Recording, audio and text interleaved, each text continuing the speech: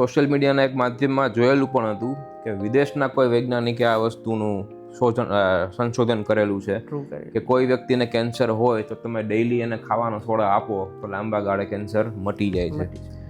પણ આ વસ્તુમાં તથ્ય લાગતું નથી.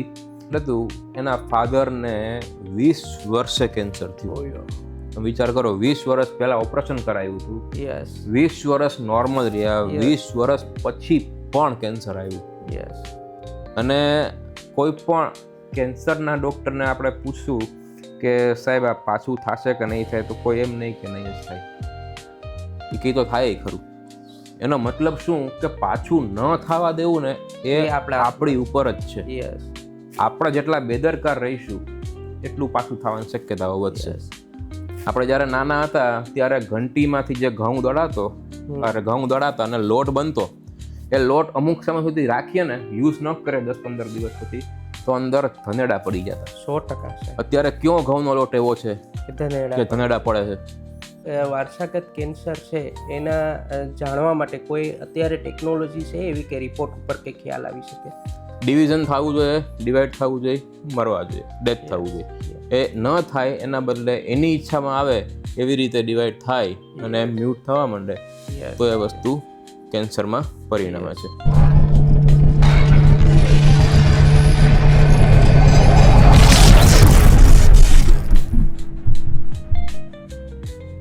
નમસ્કાર દર્શક મિત્રો, હું છું આપનો પરમ મિત્ર નરેશ બારડ. આપણે હેપી સન્ડેના દિવસે દરેક ડૉક્ટરને આપણે સ્ટુડિયો પર ઇન્વાઇટ કરતા હોય છે સોસાયટી અવેરનેસ માટે થઈને. ત્યારે આજે આપણે સ્ટુડિયોના મહેમાન બન્યા છે ડૉક્ટર સિદ્ધાર્થ ગોંધિયા સર. તો સર, આપનું અમારા સ્ટુડિયોમાં સ્વાગત છે. નમસ્કાર નરેશભાઈ.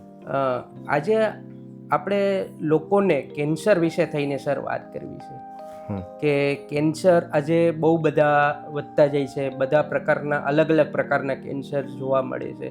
તો અમારા દર્શક મિત્રોને કેન્સર વિશે વિગતવાર માહિતી તમારી પાસેથી મેળવવી છે. નમસ્કાર નરેશભાઈ અને હું લગભગ થોડાક દિવસ પહેલાં મળેલા હતા અને એમની કામગીરી વિશે એણે મને જણાવ્યું. બહુ સેવા ભાવનાની દ્રષ્ટિએ બહુ સારું કામ કરે છે અને ઘણા સોસાયટીમાં લોકોનો આશીર્વાદ લે છે. એમનું એક અભિયાન છે કે ગુજરાતને, સૌરાષ્ટ્રને કેન્સર મુક્ત બનાવવું છે અને એ બાબતમાં એ ખૂબ જ અને એની ટીમ ખૂબ સારું સેવા કાર્ય કરી રહી છે. અને તમારો ખૂબ ખૂબ આભાર કે મને અહીંયા તમે બોલાવી અને મોકો આપ્યો એક અવેરનેસના પ્રોગ્રામનો પાર્ટ બનવા માટે. સર, આપણે જેમ કહેવાય ને કે સૌરાષ્ટ્ર પ્રાંતમાં કેન્સર બહુ વધતા જાય છે. દિવસે ને દિવસે કેન્સરના કેસ એમ કહેવાય ને કે અસંખ્ય જોવા મળે છે. તો કેન્સર, સૌથી પહેલો પ્રશ્ન કે કેન્સર શું છે? બરાબર. કેન્સર શું છે એ જાણવા માટે આમ કેવું છે કે બહુ મોટી મેડિકલ ટર્મિનોલોજીની જરૂર નથી. સાદી ભાષામાં હું તમને સમજાવું તો આપણે બધાએ ટ્રાફિક સિગ્નલ જોયેલું છે, બરાબર? ટ્રાફિક સિગ્નલ ઉપર ટ્રાફિક પોલીસ હોય કે સિગ્નલ કામ કરતું હોય ત્યારે બધા વાહનો, બધા માણસો એની રીતે યુનિવર્સિટીથી આવી રીતે યુનિફોર્મલી જતા હોય છે, કોઈ પણ જાતનો મેસ ક્રિએટ થયા વગર, કારણ કે આખી સિસ્ટમ જનરેટ થયેલી છે. બે ઘડી માની લો, આપણને બધાને અનુભવ છે જ, ક્યારેક સિગ્નલ કામ નથી કરતું અથવા તો પોલીસ નથી હોતી, ત્યારે કેવો ટ્રાફિક મેસ થઈ જાય છે, બરાબર? બીજી વસ્તુ, તમે સપોઝ કે વિચારો કે 50 કે 100 વિદ્યાર્થીઓનો એક ક્લાસ છે, બરાબર? એ ક્લાસને શિસ્તમાં રાખવા માટે ક્લાસ ટીચર છે, મોનિટર છે, બરાબર? 2-3 છોકરા એવા છે કે જે તોફાની છે. હવે જ્યારે તોફાન કરે છે ત્યારે જો એને પકડીને પનિશમેન્ટ આપે તો એ સુધરી જતા હોય છે. પણ કોઈ પણ કારણસર સમહાવ એ છોકરાના તોફાન વધતા જાય કે મોનિટરનું ધ્યાન ન હોય કે ટીચર નજરઅંદાજ કરે તો એ છોકરાના તોફાન વધતા જવાના અને 1, 2 માંથી 5, 10, 15, 20 છોકરા થઈ જવાના છે, વિશાળ સ્વરૂપ ધારણ કરી લેવાનું.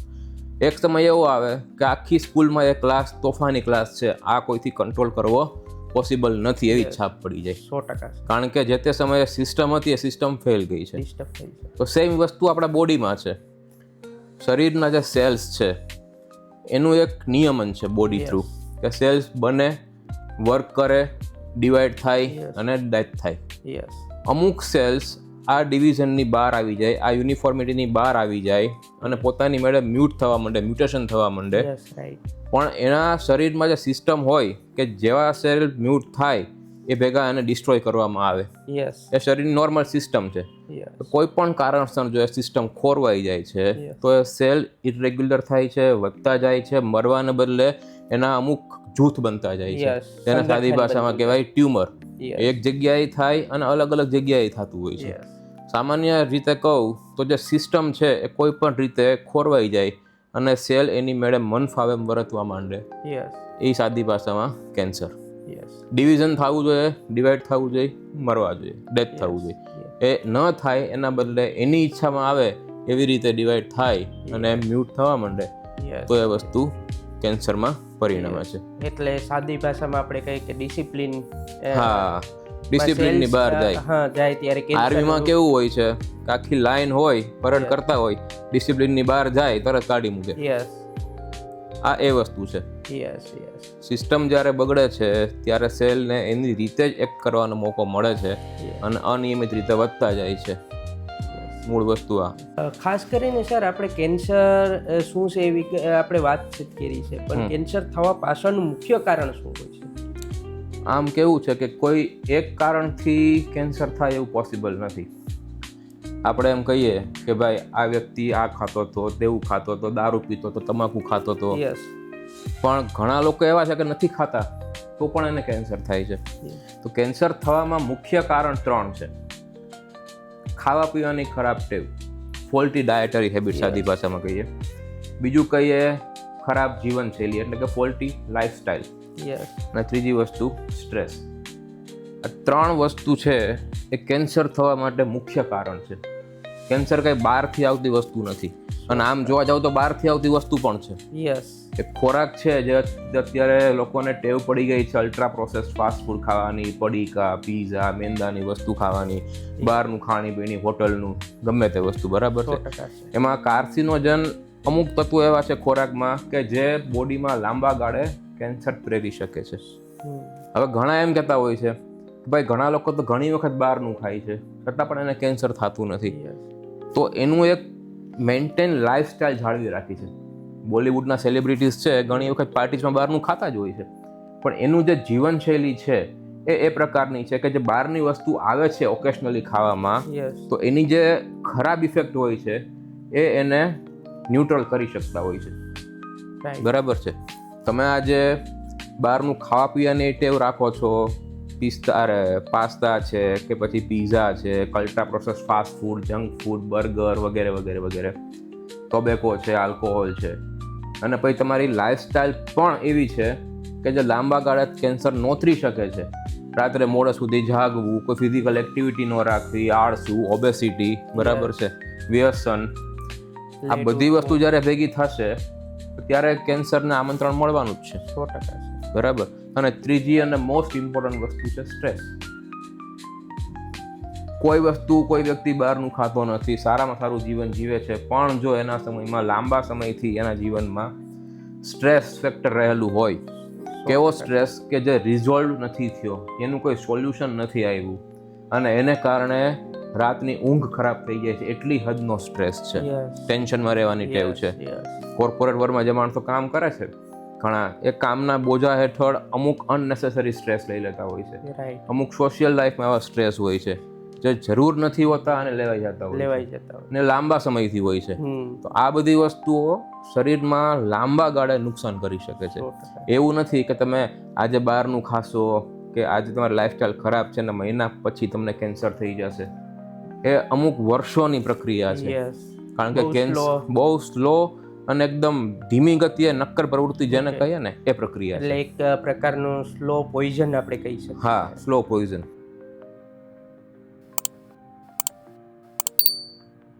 સર, અમે ઘણી વખત ફિલ્ડમાં જતા હોય છે, એ ઘણા પેશન્ટના ઘરે જતા હોય છે, ત્યારે આવી વાત વારંવાર સાંભળવા મળતી હોય છે કે મારા દાદાને કે મારા પપ્પાને કોઈ બી જાતનું વ્યસન ન હતું તો બી એને કેન્સર થયું છે. તો આવું કેમ? અત્યારે કેવું છે કે પહેલા એવું માનતા કે આ માણસ બીડી પીવે છે, તમાકુ ખાય છે, દારૂ પીવે છે એટલે એને કેન્સર થયું, પણ હવે કેન્સરને અને વ્યસનને અથવા તો કેન્સરને અને ઉંમરને કંઈ એટલા બધા ખાસ લેવા દેવા રહેતા નથી, રહ્યા જ નથી. આમ તો તમે આજે વિચારો કે ધારી લો કે કોઈ વ્યક્તિ છે એને વ્યસન નથી, પાન, બીડી, તમાકુ, ગુટખા, સિગરેટ, બીડી કાંઈ પીતો નથી, દારૂ બારૂ કાંઈ પીતો નથી, પણ જે રોજ બરોજનું જે ભોજન આવે છે ખાવા પીવામાં, બે ઘડી માની લઈએ આપણે વાત કરીએ હમણાં, ભાઈ બહારની વસ્તુ છે, ફાસ્ટ ફૂડ છે, પડીકા છે, બરાબર છે, ફ્રેન્ચ ફ્રાઈસ છે, વોટેવર છે, જે ખરાબ તેલમાં તળીને આપવામાં આવે છે, એ બી નથી ખાતો દાખલા તરીકે. પણ જે ઘરનું આવે છે, આજે કોઈ પણ શાકભાજી ગણો કે ફ્રૂટ ગણો, એમાં સખત પ્રમાણમાં પેસ્ટિસાઇડ્સનો મારો કરવામાં આવે છે. કયું ફ્રૂટ એવું છે કે જેમાં પેસ્ટિસાઇડનો ઉપયોગ નથી થતો? જમીન છે, જમીનમાં પણ રાસાયણિક ખાતરનો ઉપયોગ થાય છે, યુરિયાનો વગેરેનો. કોઈ ફ્રૂટ્સ છે, ધારો કે પેસ્ટિસાઇડ નથી, પણ જે ઉગેલું છે જમીનમાં તો યુરિયા આવેલું જ છે. પ્લસ એને જંતુથી બચાવવા માટે ઉપર પેસ્ટિસાઇડ છાંટવામાં આવે છે, પ્લસ એને પકવવા માટે પાછા કેમિકલમાં ડુબાડવામાં આવે છે, અમુક ઇન્જેક્શનો મારવામાં આવે છે, પછી એ ફ્રૂટ આપણા ઘરે પહોંચે છે. તમે ધોઈને કેટલીક પેસ્ટિસાઇડ તેમાંથી બહાર કાઢી શકો. એટલે અમુક અમાઉન્ટમાં અમુક ફૂડ એવા છે કે જે આપણા ઘર સુધી પહોંચી જાય છે અને આપણે ખાઈએ જ છે. જૂના આજથી અમુક વર્ષો પહેલાં તમે જુઓ, ફ્લાવર હતું, ફ્લાવરમાં આપણને ઈયળ પડતી દેખાતી. હવે કોઈ ફ્લાવર એવા દેખાતા નથી કે જેમાંથી આપણને ઈયળ મળે. લોકો એમ કહે છે કે ફ્લાવર બહુ સારું છે, એકદમ સફેદ છે, એક ઈયળ નથી દેખાતી. પણ એમાં તમે વિચારો કે કેટલું પેસ્ટિસાઇડ્સનું પ્રમાણ હશે કે અંદર કોઈ જંતુ રહી શકતો નથી. એટલે આઈડિયલી સારું નથી, દેખાય સારું છે, પણ હેલ્થની દ્રષ્ટિએ વસ્તુ ખરાબ છે. આપણે જ્યારે નાના હતા ત્યારે ઘંટીમાંથી જે ઘઉં દળાતા અને લોટ બનતો, એ લોટ અમુક સમય સુધી રાખીએ ને, યુઝ ન કરે 10-15 દિવસ પછી, તો અંદર ધનેડા પડી જતા. 100%. અત્યારે કયો ઘઉંનો લોટ એવો છે કે ધનેડા પડે છે? ચક્કીમાંથી જે બારોબારથી જે લોટ આવે છે એ ક્યારે ફેક્ટરીમાં બન્યો હશે, ક્યારે એનું નિકાસ થઈ હશે અલગ અલગ જગ્યાએ પહોંચાડવા માટે, ક્યારે મોલમાં પહોંચ્યો હશે, કેટલો ટાઈમ ત્યાં મોલમાં રહ્યો હશે, પછી કેટલો ટાઈમ આપણી આગળ આવ્યો હશે. એ તમે જ્યારે એની પર મેન્યુફેક્ચરિંગ ડેટ વાંચો ને ત્યારે આપણને ખબર પડે કે આ વસ્તુ 1 મહિના પહેલાં બનેલી છે અને મહિના પછી આપણા ઘરે આવે છે, આપણે યુઝ કરીએ છીએ, અંદર એક જંતુનું નામ નહીં, તો બી એટલો હેલ્ધી, તો બી એટલો સારું દેખાય છે. ખાલી એટલું વિચારો કે ખરેખર જે આપણે ઘઉં દળતા એમાં 15 દિવસ પછી ધનેડા દેખાતા, યુઝ ન થયો હોય તો. અંદર અત્યારે કેટલી વસ્તુ એ લોકોએ કંપનીએ નાખી હશે કે એક પણ જંતુ પડતું નથી. બધી વસ્તુ આપણને દેખાતું નથી અને આપણે કન્ઝ્યુમ કરીએ છીએ. પછી વ્યસન હોય કે ન હોય એની યાર કાંઈ લેવા દેવા નથી હોતું. અને તમને મેં જે કીધું કે ધારો કે વસ્તુ પણ સારી ખાઈએ છીએ, 2 ઘડી માની લો, પણ સ્ટ્રેસનું શું કરશું? સ્ટ્રેસ વગરનો કયો માણસ છે? અમુકના સ્ટ્રેસ રિઝોલ્વ થઈ જાય છે, અમુકના રિઝોલ્વ નથી થતા. મેં એવા કેટલાય પેશન્ટ્સ જોયેલા છે કે જેમાં આપણે હિસ્ટ્રી પૂછે ને, પેલું કેન્સર ક્યારે આવ્યું, તો કે પેલું કેન્સર સાહેબ 2021 કોવિડ વખતે આવ્યું. પછી એને તમે એના હિસ્ટ્રીમાં જઈને પૂછો કે કોવિડ થયું એના 2 થી 3 વર્ષ પહેલાંના ટાઈમમાં, તમને ટૂંકમાં કેન્સર થયું એની 2 થી 3 વર્ષ પહેલાંના સમયમાં તમારી લાઈફમાં કોઈ સ્ટ્રેસવાળો પીરિયડ ગયો તો સમયગાળો? એટલે યાદ કરીને કહેશે કે હા સાહેબ, ત્યારે અમારા ફેમિલીમાં બહુ ઇસ્યુ હતા અને બહુ મને ટેન્શન રહેતું હતું. બેઝિકલી થાય છે શું? ખાવાનું, ન્યુટ્રિશન, લાઇફસ્ટાઇલ, સ્ટ્રેસ, આ બધી વસ્તુઓ આપણે જે વાત કરી કે આપણી જે સિસ્ટમ છે કે સેલ ડિવાઈડ થવો જોઈએ, ડેથ થવો જોઈએ, આડાવડો ન જવો જોઈએ, ઇરેગ્યુલરી વધવો ના જોઈએ, એ સિસ્ટમને આખી ખોરવી નાખે છે. એના હિસાબે અંદર જે ચેન્જીસ થાય છે એ બોડી પકડી શકતું નથી. એટલે કહી શકાય ને કે જેટલું કહેવાય ને કે ફૂડ આપણી હેલ્થ માટે જરૂરી છે એટલું ઊંઘ બી આપણા આરામ આપણા બોડી માટે જરૂરી. દરેક પ્રકારનું ફૂડ, ખાવાનું ફૂડ આપણા શરીર માટે જરૂરી છે. સારા વિચારો કે ખુશ રહેવું એ માનસિક ફૂડ છે. 100%. એ આપણા સ્ટ્રેસ વગરની લાઈફ માટે જરૂરી છે, માત્ર શારીરિક ફૂડ નહીં. Happy hormones, yes. અને ઊંઘ વસ્તુ તો એવી છે કે આજે શરીરની જે આખી સિસ્ટમ છે ને એ રાત્રે સૂતી વખતે જ રિન્યુ થતી હોય. 100%. શરીર રાત્રે જ્યારે સૂતું હોય ત્યારે બોડીમાં અંદર રિપેરિંગ કામ ચાલુ થઈ ગયું, ડિટોક્સિફિકેશન, રિપેરિંગ કામ બધું ત્યારે ચાલુ થઈ ગયું હોય. બીજું કે મેલેટોનિન નામનો જે હોર્મોન છે એ એન્ટી કેન્સર હોર્મોન કહેવાય છે. Yes right. એ રાત્રે બોડીમાં રિલીઝ થાય છે ડ્યુરિંગ સ્લીપ. ઓકે. જેટલી તમારે રાત્રે જાગવાની ટેવ વધારે છે કે સુવાની કલાકો ઓછા છે એટલું તમારે એ હોર્મોનનું સિક્રિશન છે એ ઓછું થવાનું છે. નેચરલી જે એન્ટી કેન્સર હોર્મોન બોડીમાંથી રિલીઝ થાય છે એ ઘટશે એટલે સામે કેન્સર થવાના ચાન્સીસ વધશે. હોર્મોન રિલીઝ ઓછો થશે. યસ. બીજી વસ્તુ કે ઊંઘ ઓછી થશે એટલે બોડીમાં જે અંગોને આરામ મળવો જોઈએ, બરાબર, Yes. સિસ્ટમને એ આરામ ઓછો મળશે એટલે એનું ઇન્ફ્લામેશન વધશે. ઇન્ફ્લામેશન વધશે એટલે કેન્સરને પાછું આમંત્રણ આવશે. ખાસ આજની યંગ જનરેશનને બે હાથ જોડીને રિક્વેસ્ટ કરીએ છીએ આ મંચના માધ્યમથી, જો તમારે આવનારા દિવસોમાં કેન્સરથી બચવું હોય તો પ્રોપર ઊંઘ લેજો, થોડો મોબાઈલ રાતના ઓછો યુઝ કરજો, જેથી કરીને આવનારા દિવસોમાં આપણે હેલ્ધી લાઈફ જીવી શકીએ. બરાબર ને? ડેફિનેટલી. સર, ઘણી વખત એવું થતું હોય છે કે અમે વિઝિટમાં ગયા હોય છે, ઘણા લોકો એમ કહેવાય ને કે ગ્રામીણ વિસ્તારમાં ખાસ કરીને આ ક્વેશ્ચનનો બહુ બધો લોકો પૂછતા હોય છે કે કેન્સર છે એ વારસાગત થતો રોગ છે. બરાબર. સ્ટડીઝ એવું કહે છે કે 5% કેન્સર એવા છે કે જે વારસાગત થઈ શકે. બાકી મોટા ભાગના કેન્સર છે એ બહારથી જ આવતા હોય છે. બહારથી ઇન ધ સેન્સ કે એન્વાયરમેન્ટલ ટોક્સિન, આપણી જે ખરાબ જીવનશૈલી, ખરાબ ખાવા પીવાની ટેવો, સ્ટ્રેસ, મોટાભાગના કેન્સર માટે આ વસ્તુ રિસ્પોન્સિબલ છે. બાકી 5% કેન્સર એવા છે કે જે વારસાગત રીતે આવતા હોય છે ડીએનએ થ્રુ. પણ એમાં બી કેવું છે કે જો તમે તમારું ખાવા પીવાની જે ટેકનિક્સ છે, પદ્ધતિઓ છે, તમારી જીવનશૈલી, લાઈફસ્ટાઈલ છે અને સ્ટ્રેસ લેવલ છે, એ બધું રેગ્યુલર રાખતા હોઈએ, આપણે મોડિફાઈ કરીને રાખતા હોઈએ, તો એ વારસાગત છે ને એ પણ તમે પોસ્ટપોન બી કરી શકો અથવા તમે એને ટાળી પણ શકો. યસ. કારણ કે ડાયાબિટીસને વારસાગત રોગ કહેવાય છે. પણ ધારો કે એક મા બાપના 3 છોકરાઓ છે કે 5 છોકરાઓ છે, માતા પિતા બંનેના ડાયાબિટીસ છે, તો 5-5ને ડાયાબિટીસ આવે એવું જરૂરી નથી. યસ. જનીન તો દરેકની અંદર સરખા જ છે પેરેન્ટ્સના, યસ. તો 5-5ને ડાયાબિટીસ આવવું ફરજિયાત નથી. અમુકને વહેલું આવે, અમુકને મોડું આવે, અમુકને બિલકુલ નથી આવતું. આવતું નથી. કારણ કે જે 3 ફેક્ટરની આપણે ચર્ચા કરી એ 3 ફેક્ટર જેનામાં વધારે જોવા મળે, ખરાબ જીવનશૈલી, ખરાબ લાઈફસ્ટાઈલ, ખરાબ ખાવા પીવાની ટેવો, સ્ટ્રેસ, જેટલું વધારે હશે એટલે એના જીન ફટાફટ એક્ટિવ થશે. યસ. જનીન બધાની અંદર છે. જેવું કહેવાય છે ને કે બંદૂક છે, ગન છે, લોડેડ છે, યસ. પણ ગોળી મારવા માટે ટ્રિગર કરવું પડે. 100%. આ બધા ટ્રિગર ફેક્ટર્સ છે. તમારા વારસામાં હોય તો પણ જનીનને એક્ટિવ કરવાના ટ્રિગર ફેક્ટર છે. એ ટ્રિગર ફેક્ટરને જેટલા કંટ્રોલમાં રાખીએ અથવા જેટલા એને દૂર રાખીએ એટલું જ જે જનીન છે એ વહેલું ટ્રિગર થાય, મોડું ટ્રિગર થાય અથવા ટ્રિગર ના પણ થાય. યસ. એટલે કેન્સર વારસામાં હોય તો પણ એ આવવા દેવું કે મોડું આવવા દેવું એ આપણી એ ઉપર 100% માણસના હાથની વાત જ છે. ખાસ કરીને સર, વારસાગત કેન્સર છે એના જાણવા માટે કોઈ અત્યારે ટેકનોલોજી છે એવી કે રિપોર્ટ ઉપર કે ખ્યાલ આવી શકે?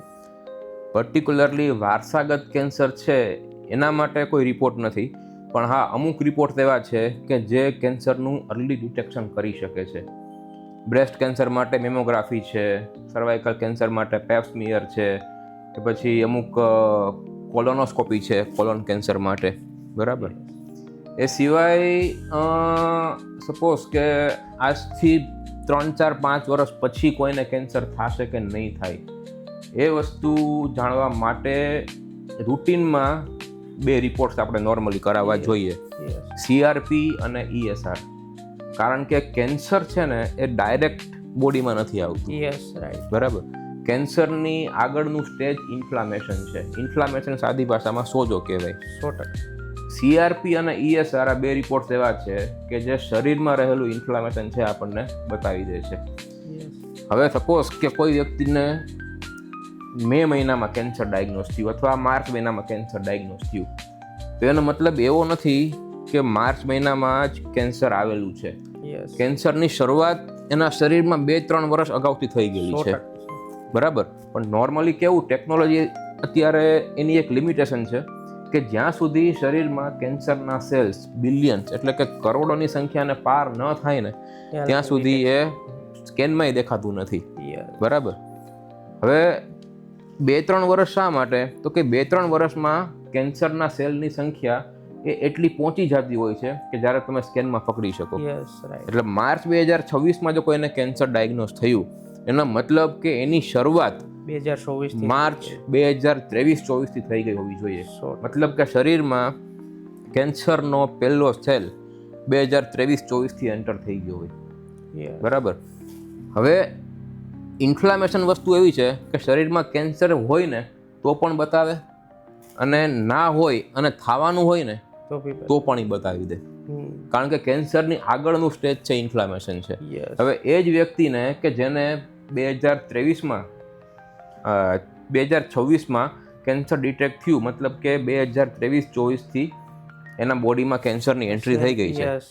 હવે પેશન્ટનો ESRનો રિપોર્ટ પોસિબલ છે કે 2021-22 થી થોડો વધારે રહેતો હોય. મારું કહેવાનું એમ છે કે એને કેન્સર થશે જ એવું ફરજિયાત નથી, પણ કેન્સર અથવા કેન્સર જેવી કોઈ જિદ્દી બીમારી જેમ કે અલ્ઝાઇમર ડિઝીઝ છે, પાર્કિન્સન છે, ડાયાબિટીસ છે, COPD છે, સ્ટ્રોક છે, હાર્ટ એટેક છે, બરાબર, આ બધી વસ્તુની શરૂઆત ઇન્ફ્લામેશનથી થતી હોય છે. જે વ્યક્તિમાં કન્ટિન્યુઅસલી CRP કે ESR અથવા બંને રિપોર્ટ અથવા બેમાંથી એક રિપોર્ટ કન્ટિન્યુઅસ અમુક સમય સુધી વધારે હાઈ લેવલમાં આવતા હોય નોર્મલ કરતાં, તો એનામાં નોર્મલ માણસ કરતાં કેન્સર કે કેન્સર જેવી બીમારી થવાના ચાન્સીસ 80% જેટલા વધી જાય છે. એટલે અત્યારે તમને કેન્સર નથી કોઈને, પણ રૂટીન જે બ્લડ રિપોર્ટ કરાવીએ છીએ એમાં CRP કે ESR બે કે બેમાંથી એક પણ વધારે આવતા હોય તો સમજી જવાનું કે આપણી બોડીમાં ઇન્ફ્લામેશન છે, અને એને વ્યવસ્થિત રીતે કંટ્રોલમાં નહીં કરીએ તો આગળ જતા મોટી બીમારીઓ શરીરમાં આવવાના ચાન્સીસ બીજી વ્યક્તિ કરતાં 80% છે. એવું નથી કે આજે રિપોર્ટ કરાવ્યો અને કાલે આવી જશે, પણ બીજાની સરખામણીમાં 80% છે, અને આવશે જ એવું પણ નથી. પણ આ એક એલાર્મિંગ વસ્તુ છે કે જેને આપણે ટાઈમે પકડી શકીએ અને જો એની ઉપર પ્રોપરલી વર્કઅપ કરી શકીએ તો આગળ જતા મોટી બીમારીમાંથી બચી શકાય એવું છે. ખાસ કરીને એટલા જ માટે આપણે હેલ્ધી લાઈફસ્ટાઈલ બનાવવા માટે યરલી એકવાર હેલ્થ ચેકઅપ જરૂર કરાવવો જ જોઈએ, જેથી કરીને આવનારી બીમારીઓનો આપણે એલર્ટ પહેલેથી ખ્યાલ આવે.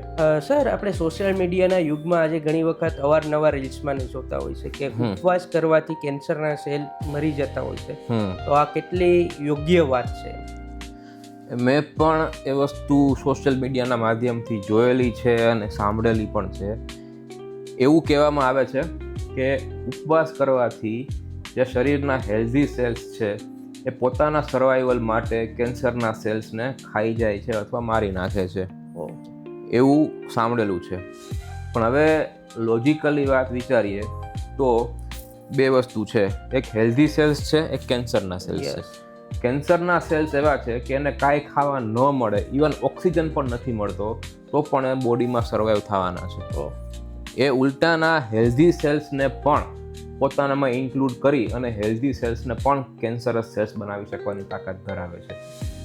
હવે મતલબ કે કહેવાનો મતલબ એ છે કે કેન્સરના સેલ્સ છે એ શરીરમાં હેલ્ધી સેલ્સ કરતાં વધારે તાકાત ધરાવે છે. હવે આપણે હેલ્ધી સેલ્સને ઉપવાસ કરીને કાંઈ આપતા નથી તો ઉલટાના હેલ્ધી સેલ્સ છે એ વીક પડવાના છે, કારણ કે એને ન્યુટ્રિશન નથી મળતું નથી, વિટામિન. તો એ કેન્સરની સામે ફાઇટ કેવી રીતે આપશે? કેન્સરના સેલ જે ઓલરેડી હેલ્ધી છે, પેલા હેલ્ધી સેલની સરખામણીમાં ઓલરેડી સ્ટ્રોંગ છે, એને મારવા હોય તો આપણે હેલ્ધી સેલ્સને કેન્સરના સેલ્સ કરતાં વધારે સ્ટ્રોંગ બનાવવા પડે, અને સ્ટ્રોંગ બનશે પ્રોપર ન્યુટ્રિશનથી. તમે ઉપવાસ કરો છો, કાંઈ આપતા નથી, તો તમારા હેલ્ધી સેલ્સ છે એ વીક પડવાના ચાન્સીસ વધારે છે. તો પોસિબલ છે કે કેન્સરના સેલ્સની તમે ફાઇટ ના પણ આપી શકે અને કેન્સર ઘટવાને બદલે આગળ પણ વધી શકે. ઓલરેડી શરીર વીક હોય એને તમારે પોષણ આપીને તાકાતવાર બનાવવાનું છે. ઉપવાસ કરીને પાછું વીક બનાવો છો એ વસ્તુ તો લોજિકલી આમ સમજવામાં આવતી નથી આઈડિયલી. ખાસ કરીને સર, આપણે અવારનવાર ઘણા લોકો પાસેથી સાંભળતા હોય છે કે જે ખાવાના સોડા આવે છે એનો ઉપયોગ કરવાથી કેન્સર મટી જાય છે, તો આ ખરેખર આ વાત સાચી છે? ખાવાના સોડાનું પણ મેં વાત સાંભળેલી છે, અને એક સોશિયલ મીડિયાના એક માધ્યમમાં જોયેલું પણ હતું કે વિદેશના કોઈ વૈજ્ઞાનિકે આ વસ્તુનું સંશોધન કરેલું છે કે કોઈ વ્યક્તિને કેન્સર હોય તો તમે ડેઈલી એને ખાવાનો સોડા આપો તો લાંબા ગાળે કેન્સર મટી જાય છે. પણ આ વસ્તુમાં તથ્ય લાગતું નથી, બેઝિકલી કેવું હોય છે, ખાવાનો સોડા આમ જોવા જાવ તો અમુક અંશે ઉપયોગી થઈ શકે, કારણ કે કેન્સર જેના શરીરમાં છે એનું અંદરનું જે એન્વાયરમેન્ટ છે, બોડીનું એન્વાયરમેન્ટ, એ મોસ્ટલી એસિડિક એન્વાયરમેન્ટ હોય છે. ખાવાનો સોડા છે ને એ એસિડિક એન્વાયરમેન્ટને થોડુંક ઓછું કરતું હોય છે. એ એસિડિક એન્વાયરમેન્ટ એનાથી ઓછું થાય છે, પણ કેન્સર એનાથી મટે છે એ વાતના કોઈ ડોક્યુમેન્ટરી પુરાવા નથી. બીજું કે ખાવાના સોડામાં એટલે કે સોડિયમ બાયકાર્બોનેટ જો વધારે પ્રમાણમાં લેવામાં આવે તો એમાં સોડિયમ વધી જાય બોડીમાં, એ શક્યતા પણ રહેલી છે. હાઇપર ટેન્શનના પેશન્ટ્સ છે એના માટે એ વસ્તુ કદાચ જેને કહીએ ને આડઅસરવાળી પણ સાબિત થઈ શકે. બીપી વધી શકે, ખાસ કરીને જેને કિડનીની તકલીફ હોય એવા દર્દીએ પણ આ બધી વસ્તુઓ ધ્યાન રાખવી જોઈએ. કહેવાનો મતલબ એ છે કે સોશિયલ મીડિયામાં જે વસ્તુઓ આવે છે ને, જે માહિતીઓ, એ બધી માહિતીઓ સાવ સાચી પણ નથી હોતી, સાવ ખોટી પણ નથી હોતી, પણ એનો અમલીકરણ કરતાં પહેલાં તમારે જે જાણકાર વ્યક્તિ છે, ડૉક્ટર્સ છે, એની સલાહ લેવી જરૂરી છે.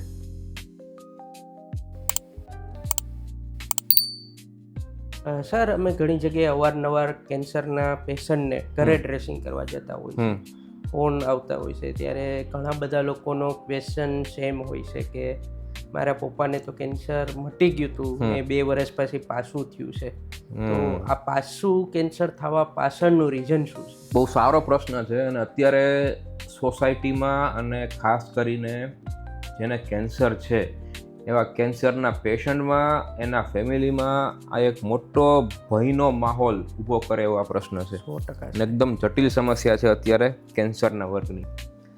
જો મેં તમને પહેલાં બી કીધું કે કેન્સર થવાના મુખ્ય 3 કારણ: ખાવા પીવાની ટેવ, જીવનશૈલી અને સ્ટ્રેસ. સેલ્સ છે ને, સેલ્સ એ બોડીનો પાયાનો ઘટક છે. સેલ્સ એમાંથી ટિશ્યુ થાય, એમાંથી ઓર્ગન થાય અને એમાંથી આખી સિસ્ટમ બને. વિજ્ઞાનમાં આપણે આવતું કોષ, પેશી, અંગ અને અંગતંત્ર, આવી રીતે આવતું. એટલે સૌથી પાયાની વસ્તુ છે ને એ સેલ્સ છે. બરાબર છે.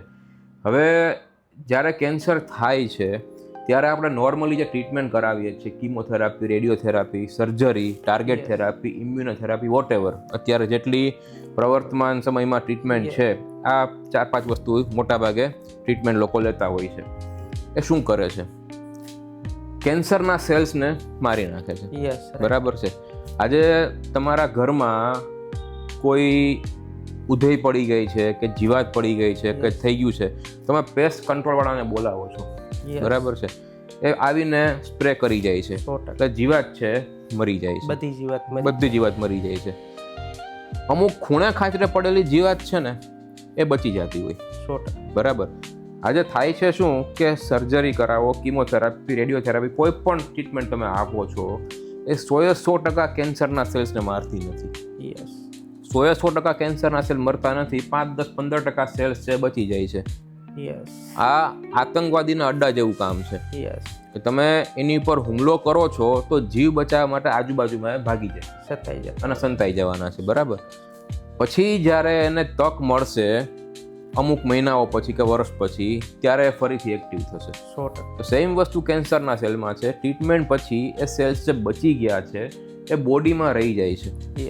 પછી જ્યારે એને ટાઈમ મળે છે, તક મળે છે, ત્યારે ફરીથી એ વધવા લાગે છે. એને અંદરનું જે એન્વાયરમેન્ટ છે, શરીરની અંદરનું એન્વાયરમેન્ટ, એને વધવા માટે જ્યારે પ્રોપર એને કહે ને મોકો પૂરું પાડે એવું બને, ત્યારે વધવા માંડે છે. એ ક્યારે બને? કે જ્યારે તમે કીમોથેરાપી કે ટ્રીટમેન્ટ કોઈ પણ લીધા પછી પણ ખાવા પીવામાં, જીવન જીવવામાં અને સ્ટ્રેસ મેનેજમેન્ટમાં ધ્યાન નથી રાખતા, ત્યારે પાછું અંદરનું જે એન્વાયરમેન્ટ છે એ કેન્સરના સેલ્સને વધવા માટેનો મોકો આપે છે, રસ્તો ખોલે છે. મૂળ વસ્તુ શું છે કે અત્યારે કેન્સરની ટ્રીટમેન્ટ લીધા પછી કોઈ એવું નથી કહેતું કે ખાવા પીવામાં શું ધ્યાન રાખવું. આ વસ્તુ નહીં ખાવાની એટલે નહીં જ ખાવાની, આ વસ્તુ જ ખાવાની એટલે આ વસ્તુ જ ખાવાની. એ છે શું થાય, ખાવા પીવામાં શું ધ્યાન રાખવું? હવે તમારે મટી ગયું છે, રિપોર્ટ નોર્મલ છે, બધું ખાવાની છૂટ છે, બધું ખાવાની છૂટ છે. આપણે જેમ અત્યારે અગાઉ વાત કરી કે ભાઈ કેન્સરના સેલ્સ બોડીમાં હોય ખરા, પણ જ્યારે બિલિયન સુધી ના પહોંચે ત્યાં સુધી નોર્મલ સ્કેનમાં પકડાતા નથી.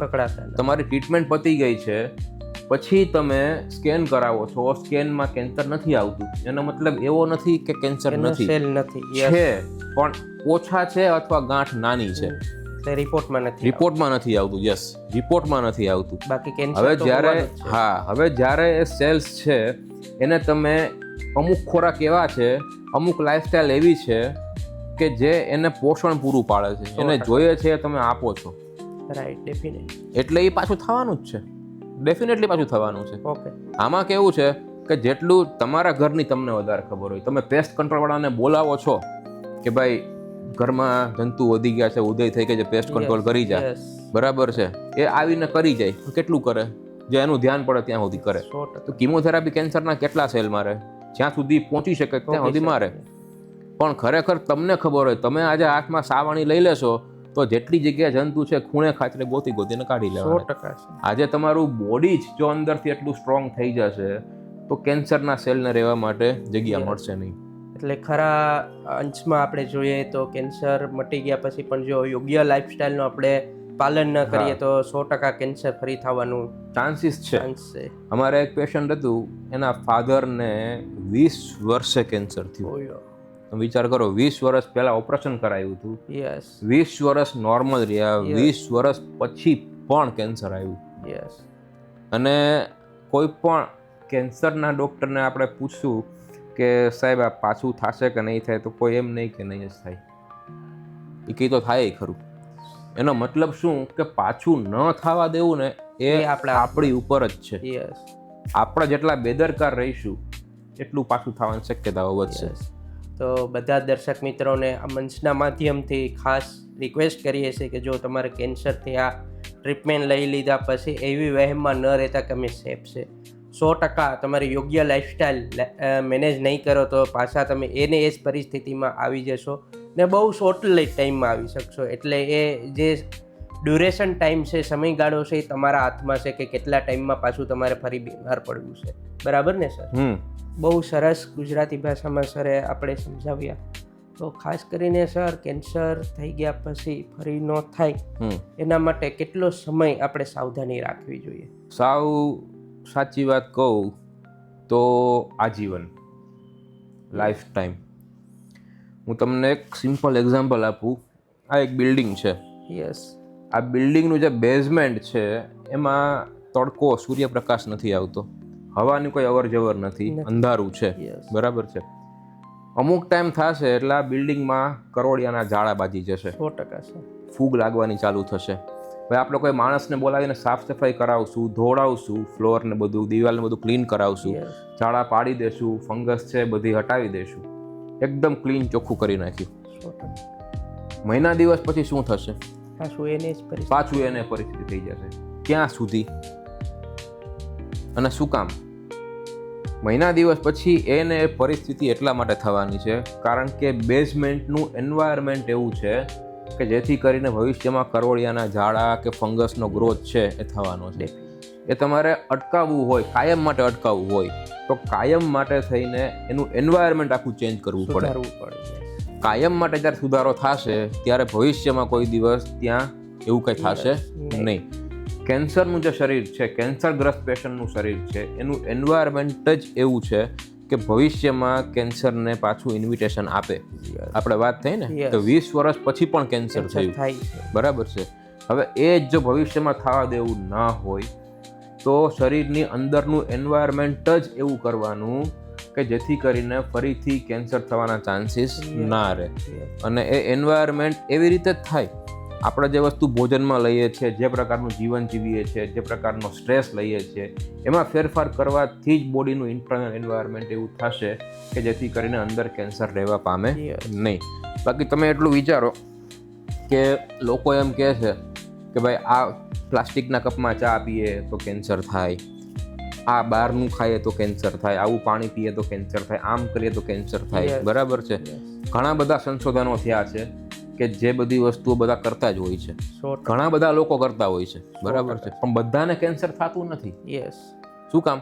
કારણ કે જેને કેન્સર નથી થતું એની અંદરની બોડીની જે સિસ્ટમ છે એ હજુ સ્ટ્રોંગ છે, સ્ટ્રોંગ કે જરાક પણ અંદર બોડીમાં સેલમાં હલચલ દેખાય આડાવડી તો Yes. તરત બોડી એને મારી નાખે છે. 100%. જેની એ સિસ્ટમ બગડી ગઈ છે એનામાં જ આ વસ્તુ ધ્યાન બહાર રહી જાય છે Yes, 100%. અને કેન્સરના સેલને વધવાનો ગ્રોથ Yes. મળે છે. એટલા જ માટે લોકો ખાસ ને મારે યંગ જનરેશનને ટકોર કરવી છે કે હેલ્ધી લાઈફસ્ટાઈલ અપનાવજો તમે. યોગ, કસરત અને કંઈ ને તો સિમ્પલ સવારના વોક કરવા માટે થોડો તમારા ફેમિલી માટે થઈ, આવનારા બાળકો ને હેલ્ધી લાઈફ માટે થઈને 45 મિનિટ વોક કરવાની એક સારી ગુડ હેબિટ બનાવજો, જેથી કરીને આવા ભયંકર રોગથી આપણે ક્યાંય ને ક્યાંય બચી શકીએ. અત્યારે જે આધુનિક યુગમાં કેન્સરની સારવાર છે, આના સિવાય બીજું કોઈ કેન્સર માટે સારવાર પદ્ધતિ અવેલેબલ છે ખરી? કેન્સર માટે અત્યારે મોસ્ટલી કિમોથેરાપી, રેડિયોથેરાપી, સર્જરી, અમુક કેસમાં ટાર્ગેટ થેરાપી અને ઇમ્યુનોથેરાપી પણ આપતા હોય છે. પણ આ બધી સારવારનો એક મુખ્ય મુદ્દો એ છે કે પેશન્ટને અમુક વખતે એની અમુક પોટેન્ટ સાઇડ ઇફેક્ટ્સ આવતી હોય છે. મારી દ્રષ્ટિએ તો કેવું છે કે ઘણા પેશન્ટ ક્યારેક ક્યારેક પૂછતા હોય છે કે સાહેબ કિમોથેરાપી લેવાય કે ન લેવાય, શેક લેવાય કે ન લેવાય.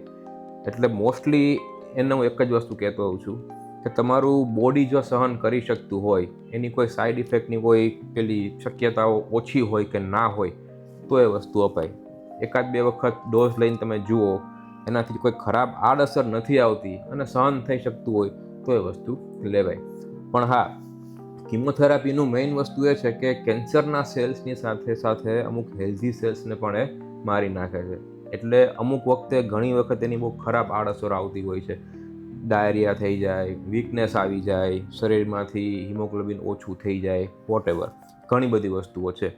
એટલે અમુક વખતે કેવું થાય છે કે કેન્સરની સાથે સાથે જો કોઈ ઘણા પેશન્ટ એવા હોય છે કે આયુર્વેદિક સારવાર કરતા હોય છે કે કોઈ નેચરોપેથી સારવાર કરતા હોય છે, ડાયટ, ન્યુટ્રિશન, યોગા, પ્રાણાયામ, આ બધી વસ્તુઓ એની હારે હારે કન્વેન્શનલ ટ્રીટમેન્ટની સાથે સાથે એ લોકો ચાલુ કરતા હોય છે. એનાથી એમને ઘણી વખત ફાયદો પણ થતો હોય છે. જે વીકનેસ આવતી હોય છે કે જે અમુક સાઈડ ઇફેક્ટ આવતી હોય છે એ ઘણી બધી ઓછી આવે છે. એટલે સાવ એવું નથી કે આની સાથે બીજી કોઈ સારવાર ન લઈ શકાય. માફક આવતી હોય બીજી સારવાર અને એનાથી કેન્સરની કિમોથેરાપીની કોઈ આડઅસર આવતી હોય, એમાં ફાયદો થતો હોય, શરીરને નુકસાન ન થતું હોય તો એ વસ્તુ લઈ પણ શકાય. ઘણા બધા લોકો અત્યારે લે છે.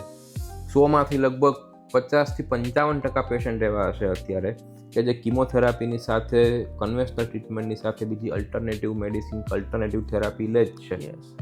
ખાસ કરીને તો આપણે કેટલો બેનિફિટ થાય છે, આપણા શરીરને બેનિફિટ હા, થાય છે, એ એની વસ્તુ મહત્વની છે ને આપણે આગળ વધવું છે. હા, તો બહુ સરસ ભાષામાં આપણે સારે કેન્સર વિશે માહિતી આપી છે. તો આવી જ રીતે નેક્સ્ટ સન્ડેના દિવસે આપણે નવા એક ડૉક્ટર સાથે મળશું. ત્યાં સુધીમાં જો તમારે કેન્સર રિલેટેડ કંઈ બી પ્રોબ્લેમ હોય યા કંઈ બી પ્રશ્ન હોય તો ખાસ કોમેન્ટ દ્વારા અમને જાણ કરી શકો છો. અમે તમને કોમેન્ટનો જવાબ આપવાની કોશિશ કરશું. નેક્સ્ટ સન્ડેના દિવસે નવા એક વિષય સાથે આપણે મળીશું. ત્યાં સુધી આવજો. हमारे चैनल को सपोर्ट करने के लिए वीडियो को लाइक करें, दोस्तों के साथ शेयर करें और सब्सक्राइब करें.